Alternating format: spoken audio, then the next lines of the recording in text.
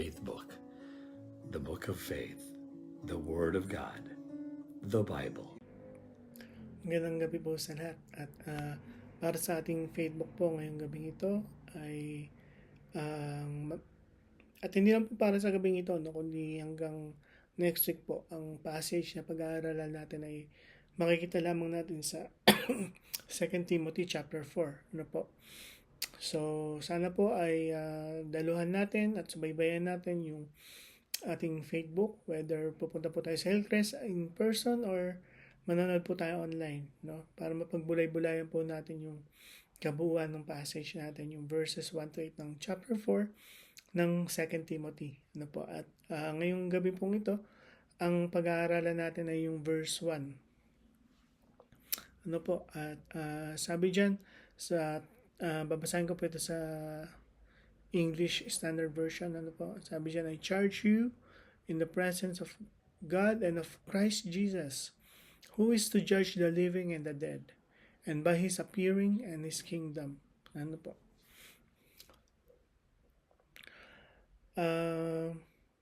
Kung mababasa nyo po, I would suggest na basahin nyo po ang 2 Timothy. No? 4 chapters lang po yan. Within 30 minutes kaya yung tapusin. At ang ating pag-aaralan pong ito ay pinamugatan kung a sacred charge in a shifting world. No, kasi bakit shifting world? Kasi ang mundo natin puro kaguluhan eh. No? And tong time na to, hindi rin payapa, no? Hindi rin mapayapa nung time na sinusulat ni Apostle Pablo ang sulat na ito para kay Timothy, no? Nung time po na ito, siya ay nasa kulungan at siya ay ayon sa tradisyon, siya ay hinutulan ng kamatayan, no? Ng Roman Empire nung time na yon. At itong 2 Timothy ay parang masasabi natin na huling habili niya kay Timothy. Ano po? Although hindi pa naman huli dahil may utos pa siya dyan na, na bisitahin ni Timothy si Apostle Pablo. Parang pinakuha pa niya yung cloak niya yata, no? Dahil nung time na to magwi-winter pa yata, no? So pero ito pong huling makikita po natin sa huling sulat ni Apostle Pablo na hindi lang siya naghahabilin kay Timothy, kundi along the way nagbibigay din siya ng testimony niya, no?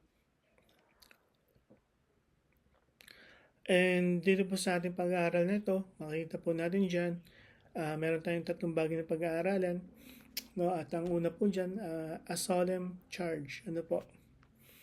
So, hindi po in-specify yung, or inilista yung mga gusto niya ipagawa kay Timothy dito sa verse natin, para makikita po natin that Timothy was given a solemn charge by Paul, no? So isipin natin, hindi alam ni Paul kung kailan siya i-execute, no? Pero habang hindi pa siya i-execute, binigay niya kay Timothy itong habili na to. And ito pong word na to, yung charge sa verse 1, sabi niya dyan, I charge you, makikita po natin na na hindi lang siya basta utos, kundi kasi yung original Greek po niya, ang ibig sabihin, ang isa pang translation ay testimony, na parang sinasabi ni Paul kay Timothy, ito yung sinusumpaan kong salaysay. Meron ding legal aspect kasi pag binasa nyo dyan, di ba, parang sabi dyan, in the presence of God and of Christ Jesus. So may witness, no? So talagang hindi lang siya basta utos o habilin, kundi may legal impact, no? And paano natin ma-apply ito? Sa buong Bible, maraming bagay dyan na inutos sa atin ng Diyos, no? And minima natin sa hindi, dahil nabubuhay pa tayo sa isang makasalanang mundo, hindi man lahat nasusunod natin, no? Pero yun nga po, may mga utos ng Diyos na may importansya, no? At dapat po natin bigyan ng importansya. Kagaya po na sinasabi ni Apostol Pablo dito sa ating verse, no? Dahil hindi lang tumba sa utos, kundi utos na mayroong saksi. At sino ang saksi? Ang Diyos Ama, at ang ating Panginoong Jesus. Ano po? God Himself is the witness. No? So, yung pagtawag po sa atin ng Diyos para mamuhay na isang mananampalataya, yan po ay isang pagtawag. Wag po natin baliwalain yan. Ano po? Yan po ay may importansya, at ang Diyos po ang nakakasaksi sa lahat ng ginagawa natin. So isipin natin, ang ginagawa ba natin, napapagod na ba tayo na maglingkod sa Panginoon? Ang ginagawa ba natin para sa Panginoon talaga o para sa sarili lang natin? Ano po? Tanda po natin that whatever we do for God, it's not a casual, no? It's not a casual task, but everything we do for God, there's an importance. Ano po? Dahil nga po, hindi lang Diyos ang saksi, kundi siya rin ang mag-judge kasi yan. No? Pangalawang bagay po nating makikita sa talatang ito, there's a spiritual reality. No? Because ang gagawin po ng ating Panginoong Jesus, He will be the judge, or who is to judge the living and the dead. He is the judge of the living and the dead. Ano po? May darating na paghuhukom. At ang paghuhukom ng ating Panginoon Jesus, para sa mga nauna na, no? Sa mga tao na sumakabilang buhay na. Pero sabi dyan, He will also judge the living. Ibig sabihin, habang buhay tayo, i-judge ng Panginoon yung mga action natin, yung mga ginagawa natin. Kaya dapat maging maingat tayo bilang mananampalataya. Ano po? Dapat meron tayong accountability, no? At hindi ko po sinasabi to para matakot tayo, no?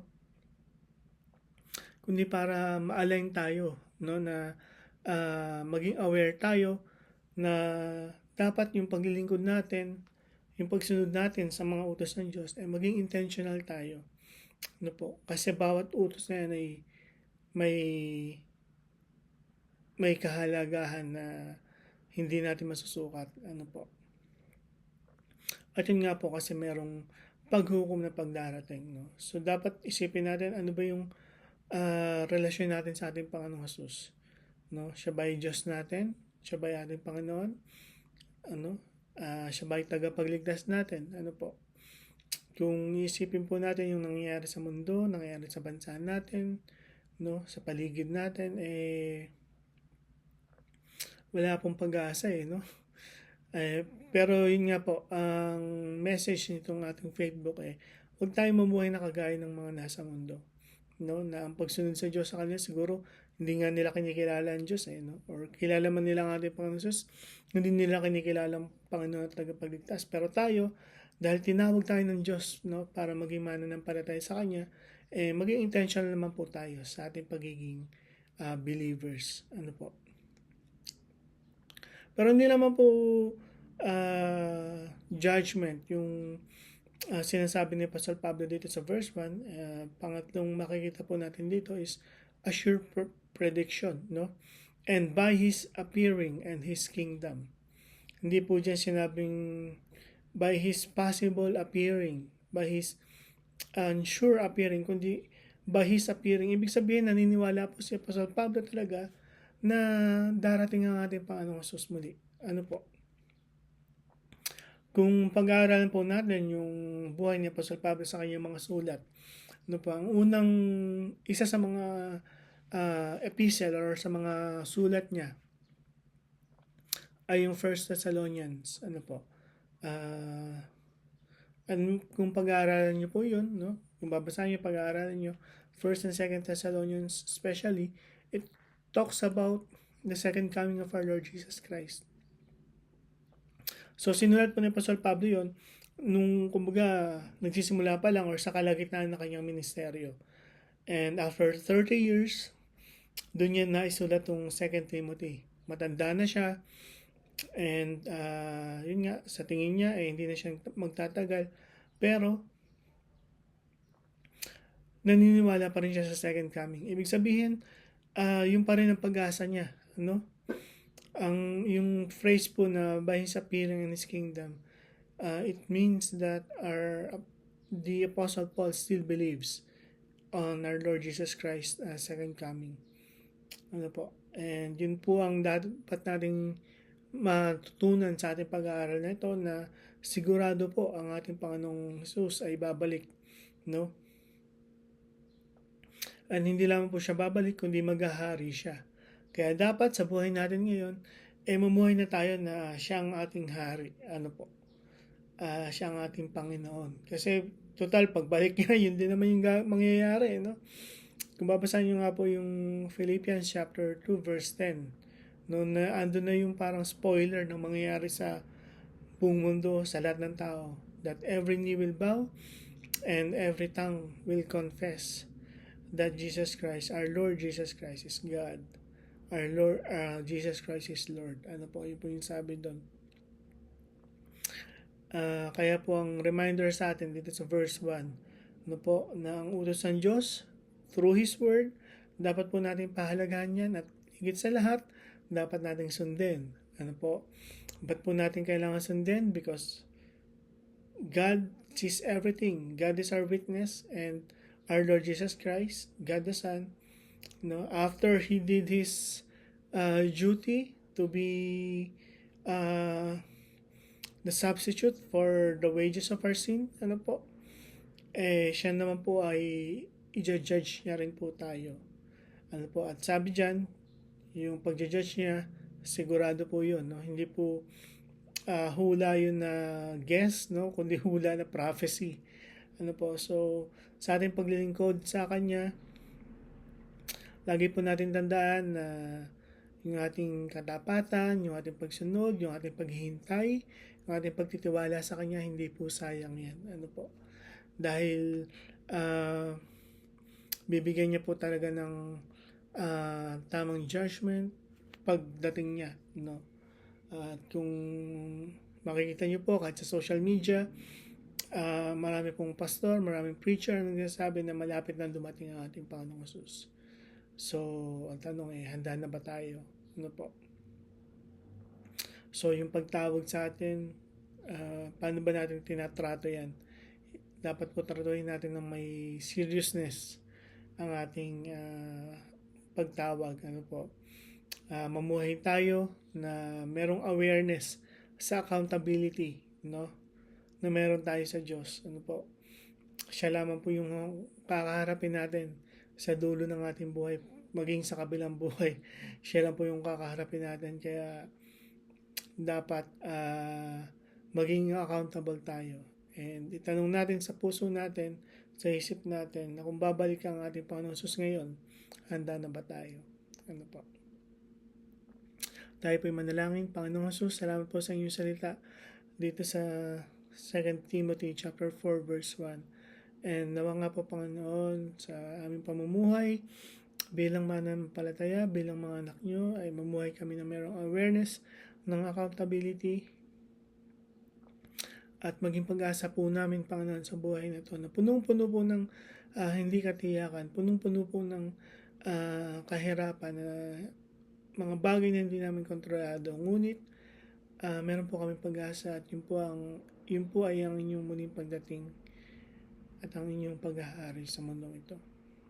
Nawa po, Panginoon, sa darating na linggong ito ay mamuhay kami na merong accountability at may obedience sa inyong salita, sa inyong mga utos. Ito mga may samad dalangin sa pangalan ni Jesus. Amen. Maraming salamat po, at pagpalain po tayo ng Panginoon.